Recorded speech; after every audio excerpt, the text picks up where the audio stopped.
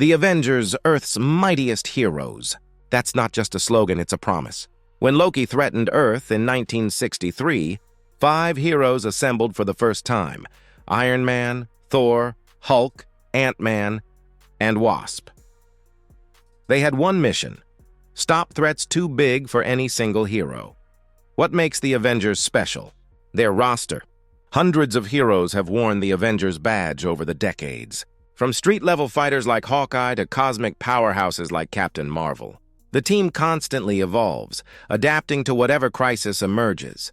Captain America leads most iterations, bringing strategy and inspiration. But leadership has rotated through Iron Man, Black Panther, even Wasp. The Avengers aren't about one person being in charge. They're about unity and diversity. Their greatest battles? Fighting Ultron, confronting Kang the Conqueror, surviving the Secret Wars. But their defining moment came during the Infinity Gauntlet saga, where they stood against Thanos himself.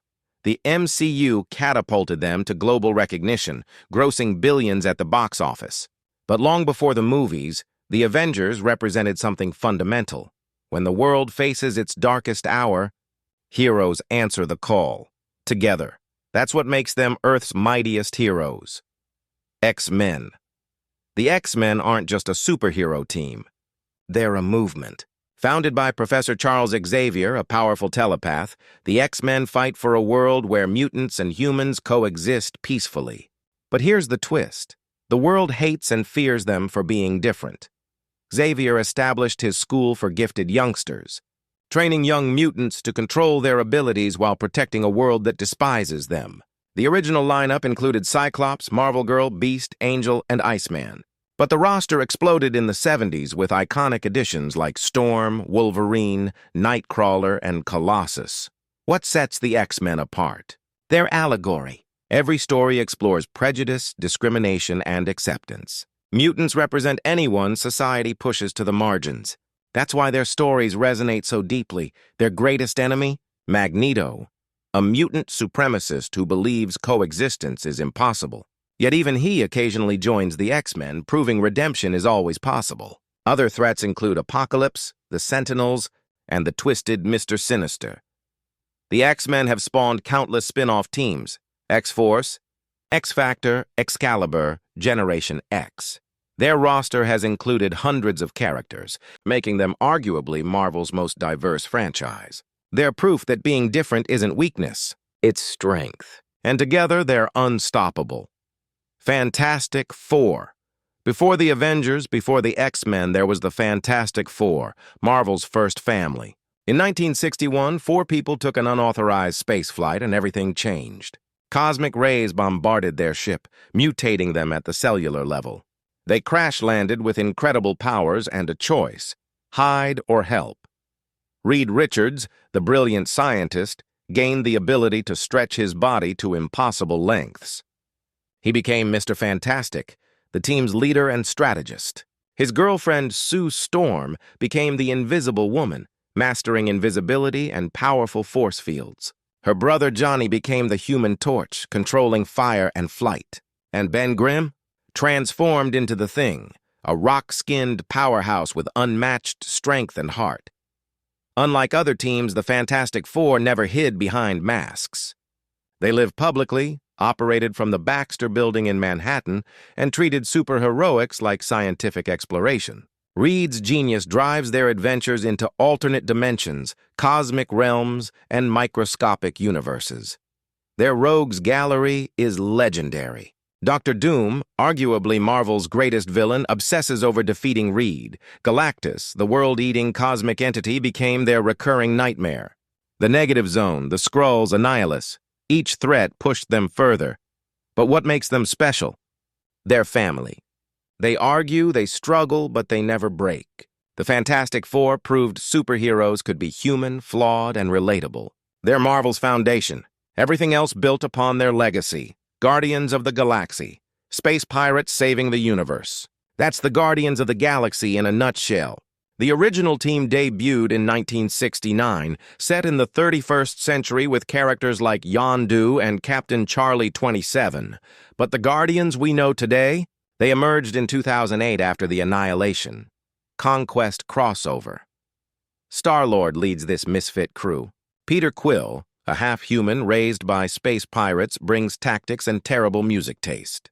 Gamora, the deadliest woman in the galaxy and Thanos' adopted daughter, seeks redemption for her past. Drax the Destroyer, powered by vengeance, hunts those who murdered his family. Rocket, a genetically engineered raccoon with weapons expertise and anger issues. And Groot, a sentient tree whose vocabulary consists of 3 words that somehow convey infinite meaning.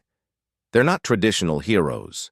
They're criminals, outcasts, and survivors who found purpose protecting the cosmos from threats most people don't even know exist. The Kree, the Shi'ar, cosmic tyrants. The Guardians handle problems Earth's heroes never see. Adam Warlock joined later, bringing cosmic-level power and connections to the Infinity Stones. Mantis, Moondragon, and others cycled through the roster, but the core team's chemistry makes them work. They bicker constantly, trust rarely, yet would die for each other. The MCU made them household names, but comic fans always knew. The Guardians prove family isn't who you're born with. It's who you choose to stand beside when the universe needs saving. The Defenders. The Defenders are Marvel's most unusual team. No charter, no headquarters, no consistent roster. They're heroes who assemble when mystical or cosmic threats emerge, then disband once the crisis ends. It's organized chaos, and somehow it works. Doctor Strange often anchors the team, bringing magical expertise and dimensional awareness. The Hulk provides raw power. Namor the Submariner adds attitude and aquatic might. Silver Surfer contributes cosmic perspective. But here's the thing about the Defenders. Membership is fluid. Whoever's available when Strange makes the call becomes a Defender. Over the years, the roster has included Luke Cage, Iron Fist, Daredevil, and Jessica Jones, the street-level defenders who protect New York's grittiest neighborhoods. This version tackled organized crime, human trafficking, and corruption. No cosmic threats, just helping people the Avengers overlook. Then there's the original mystical focus. The Defenders confronted demons, dark gods, and threats from other dimensions. They stopped apocalypses most heroes never knew were coming. Dormammu, Nightmare, the Undying Ones. Entities that don't care about Earth's laws or physics. What makes the Defenders compelling? Their temporary nature. They're not friends. Often they barely tolerate each other. But when reality itself needs defending, egos take a back seat. They save the world, go their separate ways, and wait for the next impossible crisis. The Defenders prove you don't need matching uniforms or a team name on a tower. Sometimes you just need the right heroes at the right moment. Inhumans. The Inhumans are royalty, literally. This secret race split from humanity thousands of years ago when the alien, Kree, experimented on early humans, creating a subspecies with incredible genetic potential. They built Attilan, a hidden city ruled by the royal family, and developed a rigid caste system. Black Bolt leads them. His voice can level mountains, so he remains silent. A whisper causes destruction. A shout could crack a planet. His wife Medusa controls her hair like living weapons, each strand stronger than steel. Crystal manipulates the elements. Gorgon's hooves create earthquakes. Karnak finds the weakness in anything. Triton breathes underwater. Together, they protect Inhumans from a world that fears them. Here's what makes Inhumans unique. Terrigenesis. During adolescence, Inhumans undergo transformation through Terrigen mist exposure. This activates their dormant DNA, granting powers. Sometimes beautiful abilities emerge. Sometimes monstrous. You don't choose your gift. Their relationship with humanity stays complicated. They've allied with the Avengers and Fantastic Four, even joining teams occasionally. Crystal served as an Avenger, but Inhumans often prioritize their own species, creating tension. Their greatest stories explore genetic destiny versus free will. You're born into a caste. Your powers determine your role. Can you transcend that programming?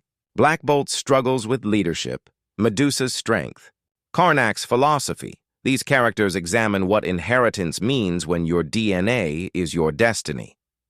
The Inhumans ask, if you could unlock hidden potential but couldn't control the results, would you? X-Force. When the X-Men can't get their hands dirty, X-Force handles it. This isn't the optimistic dream of peace team. X-Force operates in shadows, executing Black Ops missions where moral lines blur. They're the mutants who do what's necessary, not what's right. Cable founded X-Force in the 90s. A time-traveling soldier from a dystopian future, Nathan Summers brought military discipline and brutal pragmatism. His roster included Domino, Warpath, Cannonball, and Shatterstar, young mutants willing to fight ugly battles. But X-Force's most controversial iteration came when Cyclops reformed the team as a secret kill squad. Wolverine, Archangel, X-23, Deadpool, and Phantom X executed threats before they became problems. Assassination, espionage, wet work. They eliminated enemies targeting mutant kind, operating without X-Men knowledge or approval. This created impossible moral weight. Wolverine, who spent decades trying to be better, returned to being a weapon. Archangel's dark side emerged, nearly consuming him. Psylocke joined despite her values. Because someone had to protect mutants, and heroes don't always win by playing fair, X-Force's black and gray uniforms symbolize their moral ambiguity. They're not celebrating heroism. They're surviving by any means necessary. Deadpool brings dark humor to unbearable situations. Cable brings tactical genius. Together, they're Marvel's dirtiest team. X-Force asks uncomfortable questions. When does self-defense become aggression? Who decides which threats deserve execution?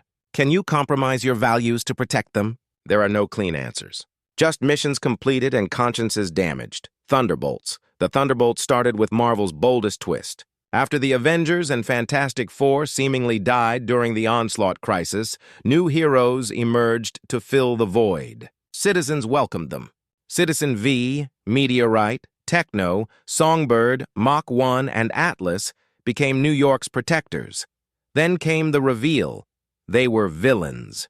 Baron Zemo's masters of evil, masquerading as heroes to earn public trust before betraying everyone. Except something unexpected happened. They liked being heroes. The adoration, the purpose, the redemption. It felt better than villainy. When Zemo revealed his true plan, most Thunderbolts rebelled. They rejected him, chose heroism, and asked Hawkeye to lead them. Former Avenger Clint Barton guided ex-villains toward genuine redemption. It shouldn't have worked, but it did. The Thunderbolts concept evolved. Later versions became government-sanctioned teams composed of imprisoned villains offered reduced sentences for dangerous missions. Think Marvel's Suicide Squad.